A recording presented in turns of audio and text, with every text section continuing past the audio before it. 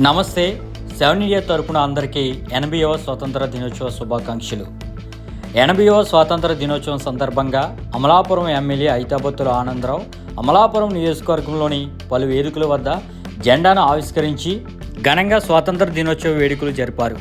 ముందుగా అమలాపురంలో మిన్నంటిన 80వ స్వాతంత్ర దినోత్సవ వేడుకలు మువ్వెన్నెల జెండాలను ఆవిష్కరించిన అమలాపురం ఎమ్మెల్యే ఐతాబత్తుల ఆనందరావు. అనంతరం అమలాపురం ప్రెస్ క్లబ్లో జరిగిన 80వ స్వాతంత్ర దినోత్సవ వేడుకల్లో అమలాపురం ఎమ్మెల్యే ఐతాబత్తుల ఆనందరావు జాతీయ జెండాను ఆవిష్కరించి స్వాతంత్ర దినోత్సవ వేడుకలను జరిపారు. అదేవిధంగా విద్యాశాఖ మంత్రి నారా లోకేష్ గారి సహకారంతో అమలాపురానికి ప్రభుత్వ డిగ్రీ కాలేజీ వచ్చిందని గుర్తు చేస్తూ స్థానిక శాసనసభ్యులు ఆనందరావు ప్రభుత్వ డిగ్రీ కాలేజ్ వద్ద మువ్వెన్నెల జెండాను ఎగరవేసి విద్యార్థులతో 80వ స్వాతంత్ర దినోత్సవం గురించి ఎన్నో విషయాలను పంచుకున్నారు.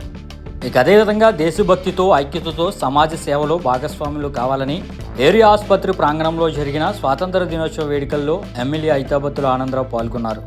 అనంతరం ఎర్రవంతుని వద్ద జెండాను ఆవిష్కరిస్తూ ఆటో కార్మికుల సంక్షేమానికి కూటమి ప్రభుత్వం నిరంతరం అండగా ఉంటుందని ఎమ్మెల్యే హామీ ఇచ్చారు.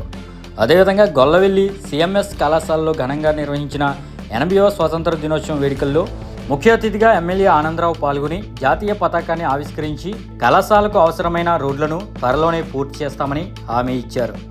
ఈ 80వ స్వాతంత్ర దినోత్సవం సందర్భంగా ఎమ్మెల్యే ఐతాబత్తుల ఆనందరావు మాట్లాడుతూ మన దేశానికి స్వేచ్ఛాయుతమైన భవిష్యత్తును అందించేందుకు తమ ప్రాణాలను సైతం త్యాగం చేసిన మహనీయుల త్యాగాలు అమరమైనవని, ప్రపంచంలోని అత్యంత బలమైన గొప్ప ప్రజాస్వామ్య దేశంగా మన భారతవని నిలవడం ప్రతి ఒక్క భారతీయుడికి గర్వకారణమని, ఆ మహనీయుల ఆశయాలకు అనుగుణంగా మన మాతృభూమిని అభివృద్ధి పదంలో నడిపించి వికసిత్ భారత్ సాధనలో ప్రతి ఒక్కరూ భాగస్వాములు కావాలని పిలుపునిచ్చారు.